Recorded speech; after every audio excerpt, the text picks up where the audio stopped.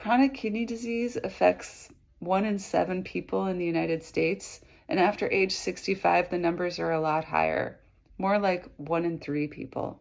And I never knew how much I loved kidneys until I started studying an epidemic of kidney disease in El Salvador and Nicaragua, where deaths to kidney disease are #1 in the world, and nobody knows why. I got my first NIH grant, that's the National Institutes of Health, to study this epidemic in 2017. I work at a university, and my institution has a rate determined by the feds for the cost of facilities and administration, known as F&A.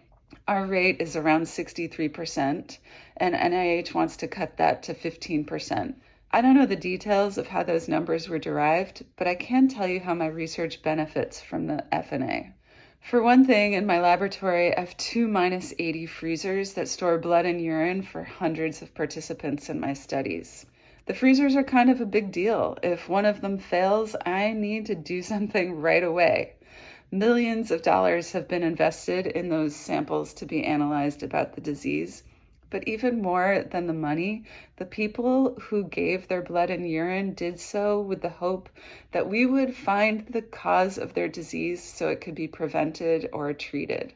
To guard those samples, I rely on the security guards and the control center at the medical center, which is notified if the freezers go into alarm. Their salaries, the alarm system, the lab space, the building, the electricity, the backup system if there's a power outage, heat, ventilation, air conditioning, waste disposal, none of these things are in my research budget. I don't pay for them directly. They're part of the F&A. And they're essential. So to think that the NIH is going to cut this to 15% without having a seriously negative effect on our science, on research as we know it, is kind of crazy.